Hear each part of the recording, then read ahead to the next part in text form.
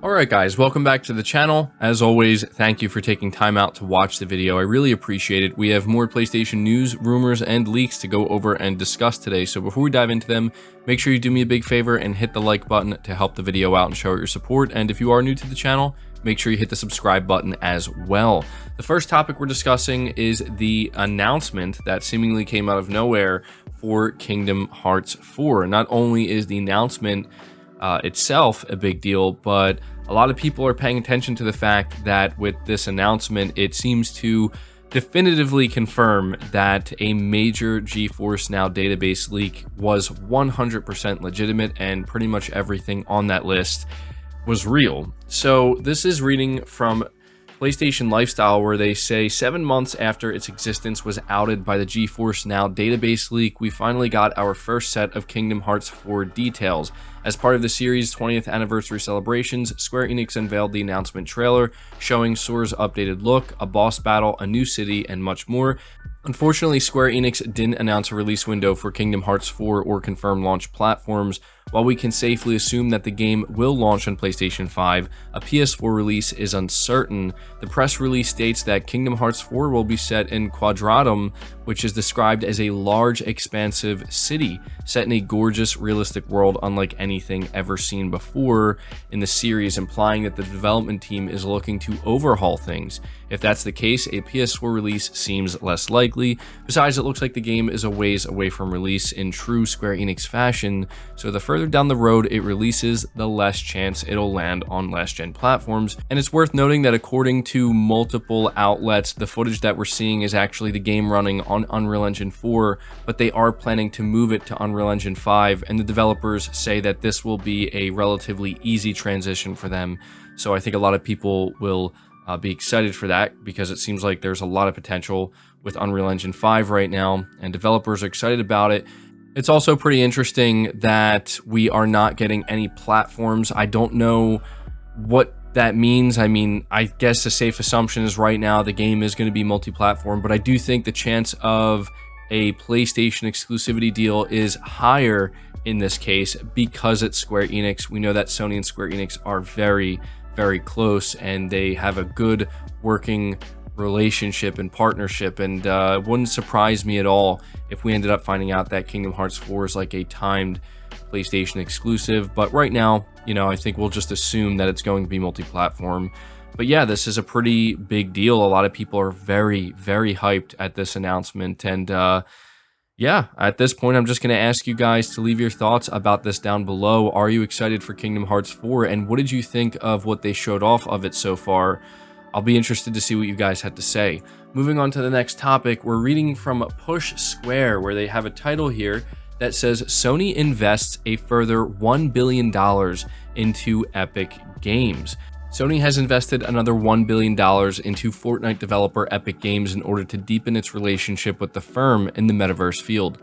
This increases the funding provided by the PlayStation 5 manufacturer to a total of $1.45 billion, as Sony made two other payments of $250 million in July 2020 and then another $200 million in April 2021. This latest round of funding represents the company's biggest investment in Epic Games yet. Speaking in a press release, Kenichiro Yoshida, the president and CEO of Sony, said that the investment would strengthen the relationship between the two companies in the metaverse field. We are also confident that Epic's expertise, including their powerful game engine, combined with Sony's technologies, will accelerate our various efforts, such as the development of new digital fan experiences in sports and our virtual production initiatives. So this is obviously a very large investment that Sony is making into Epic Games, and I think something that is important to highlight is that this is not so much about PlayStation. It is to a certain degree. Like, you can assume that this will maybe make it easier for Sony to integrate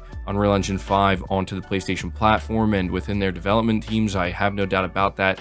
But this is about Sony as a whole. They are not just PlayStation. You're talking about their movie division, their music division, anime, so on and so forth. And they do mention the metaverse, which I know a lot of people don't really want to hear that. It's honestly something I don't really want to hear about either, but it is something that, to an extent, Sony is probably going to have to pay attention to. And you know, they are pursuing virtual reality in a very significant way with PSVR 2, and a lot of people do talk about PlayStation Home and how that could maybe return. A lot of people actually do kind of refer to PlayStation Home as Sony kind of creating a metaverse in a way before anybody else was really even thinking about it. So it does make sense why Sony is doing this. It does make sense why they would make this investment. I've seen some people say that maybe they're making a mistake here. They could be taking this money and investing it further in their studios, or maybe put it towards studio acquisitions. But as I said, this goes just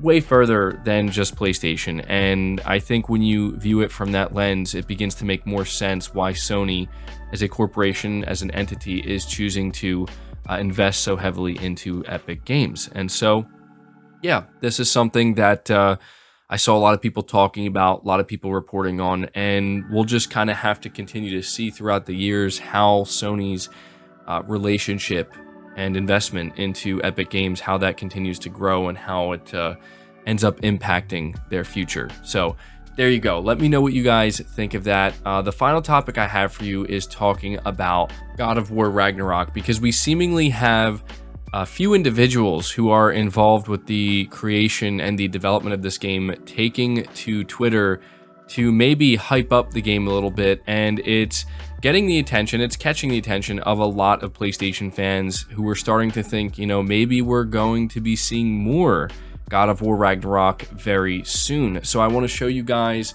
what is going on here. First, we have Ruben Voorhees 1. He is the lead destruction artist on God of War, and he posted a tweet here of a video of his daughter playing on his PlayStation, and he says she loves playing the new game, but since I can't show that footage, I'll show her playing the last game. She loves watching the trailers, so I told her, let's play today. Now, for those maybe who are wondering, he is referring to God of War Ragnarok. He's basically making it known that they were playing God of War Ragnarok on his PlayStation.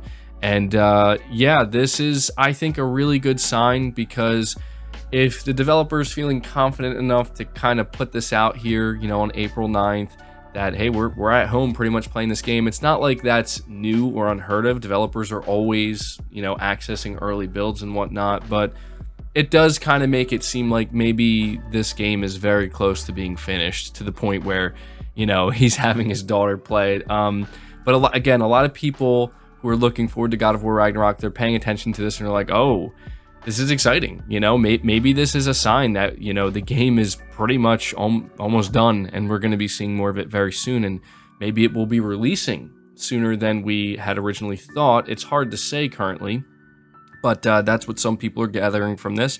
On top of that, we also have the voice actor of Kratos, that being Christopher Judge. He quote tweets Ryan Hurst, who is playing Thor. He paid a visit to the studio and is, you know, clearly hyping up God of War Ragnarok a little bit here. And Christopher Judge says, I can't wait for folks to see how calm and reasonable we are. And so, you know, this is the second thing we're seeing in a very short time frame where you can kind of feel the hype building up a little bit.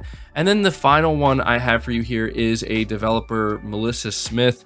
She worked on God of War Ragnarok, and she posted here, last day with the big guy and team. It's been a great few years working side by side with so many passionate and talented colleagues. Transitions are bittersweet, but I'm excited for what we've accomplished in that time and can't wait for the release of Ragnarok. Thank you, Santa Monica Studio. And, you know, some people were paying attention to this because, well, I mean, yeah, you know, the developer's leaving, but it almost seems like she's leaving because, I mean, let's face it, she's making it clear here. Her work is done. Her work on the game is done.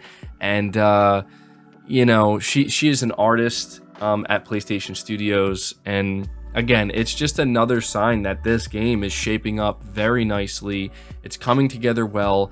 And all signs point to us getting new information or maybe some new footage, some new gameplay footage, possibly a state of play in the not too distant future. Some people are thinking that we might even get something as early as this week. Now, I don't want to get anybody's hopes up. I think that's a possibility, but I am feeling very confident that before this month is over, we will start hearing a little bit more about God of War Ragnarok officially from Sony.